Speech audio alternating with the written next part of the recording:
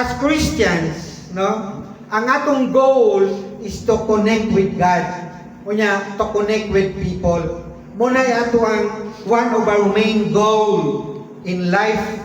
Amen. Mo-connecta sa ato ang mga family, mo-connecta sa ato ang mga relatives, di ba? Mo-connecta sa ato ang mga people around us. Ningon man diha nga love one another. Nya usaon man nimo pag-love kung dili ka mo connect. Usapan ka nang unahuna ra, imagination ra, akala la, dili pwede nang akala lamang.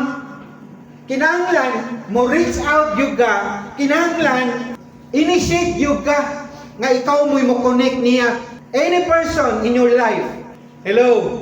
So, dili mga igsoon, nasayod ang mga igsoon nga doon na tayo mga parinti, mga mahal sa kinabuhi, mga kaila, nga individual, nga they don't know more about God.